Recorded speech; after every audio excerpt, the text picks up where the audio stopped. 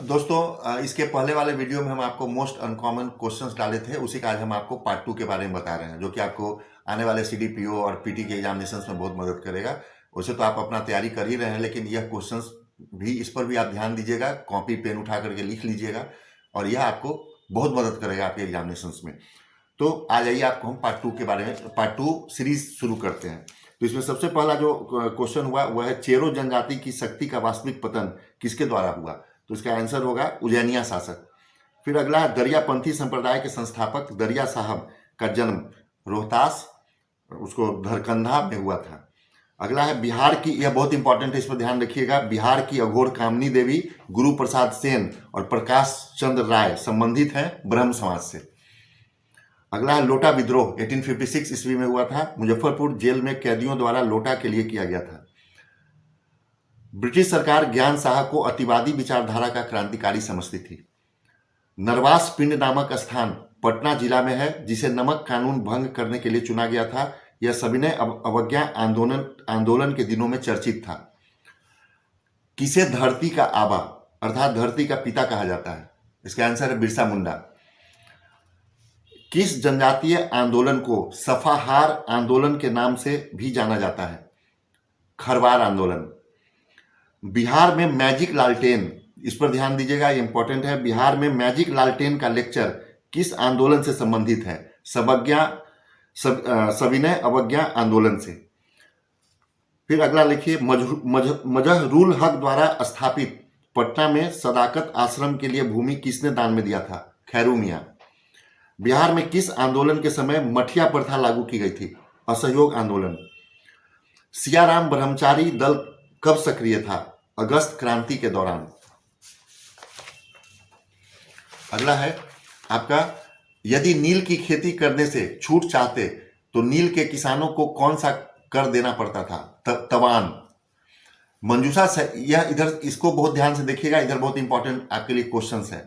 मंजूषा शैली में पात्रों का मात्र बायां भाग ही चित्रित किया जाता है, और इसमें एक इंपॉर्टेंट है, चक्रवर्ती देवी इस शैली की प्रमुख चित्रकार है। तो यहां से आपको क्वेश्चन उठा सकता है। फिर अगला है, थंका चित्र शैली बिहार की चित्र शैली न होकर मूलतः तिब्बती चित्र शैली है। ध्यान दीजिएगा, तिब्बती चित्र शैली है।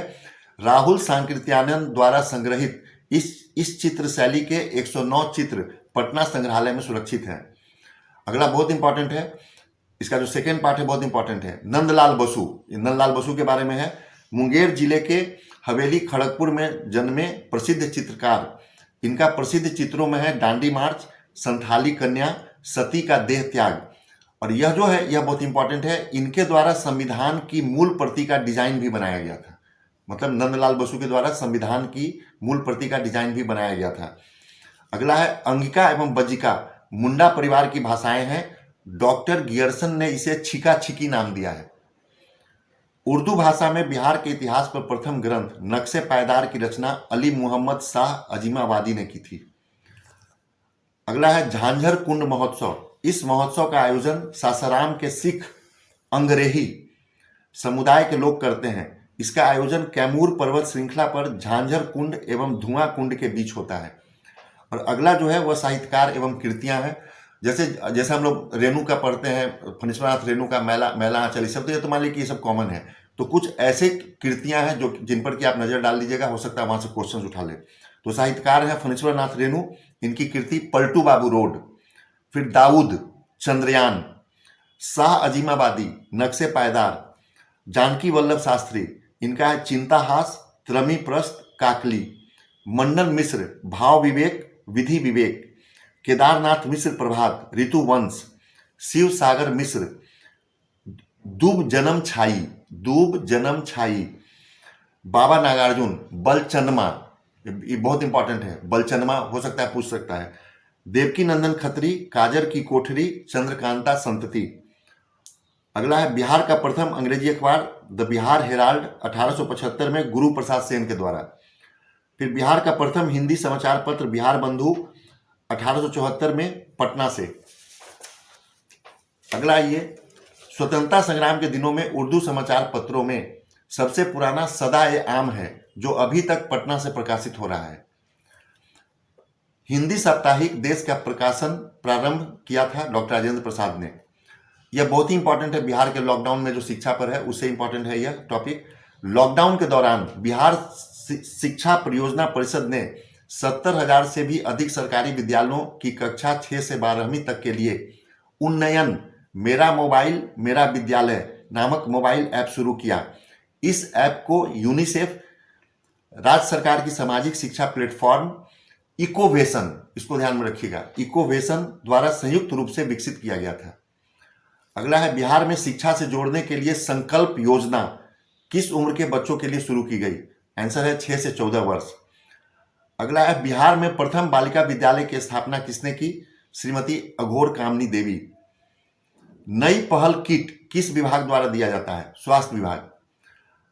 उसके बाद कोविड-19 से संबंधित जानकारी के लिए बिहार सरकार ने कौन सा मोबाइल ऐप लॉन्च किया है? संजीवन। सहेली की पहेली नाम से किस राज्य के माध्यमिक स्कूलों में क्लास चलाई जाती है? बिहार। वर्तमान में बिहार में 8386 ग्राम पंचायत हैं। इसमें एक इंपॉर्टेंट है कि मुखिया एवं कार्यकारिणी समिति का कोई भी सदस्य ग्राम कचहरी का सदस्य नहीं बन सकता। अगला, ये लोकसभा चुनाव 2019 में बिहार में कुल औसत मतदान 57.33% था। पटना नगर निगम में वार्डों की कुल संख्या 75 है। अगला है, राज्यों एवं केंद्र शासित प्रदेश में क्षेत्रफल की दृष्टि से बिहार का देश में 13वां स्थान है। अगला है, बिहार के उत्तर पश्चिम में स्थित हरहा नदी की घाटी को किस नाम से जाना जाता है? यह है दून घाटी। समुद्र तल से बिहार की औसत ऊंचाई 53 मीटर।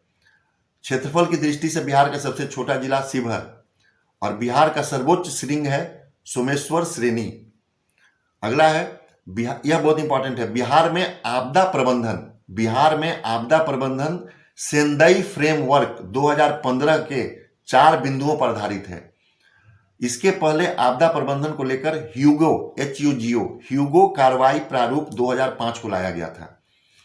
अगला है, सेंडई फ्रेमवर्क के तहत आपदा प्रबंधन में वैधानिक एवं तकनीकी क्षमताओं को मजबूत करने का प्रावधान किया गया है।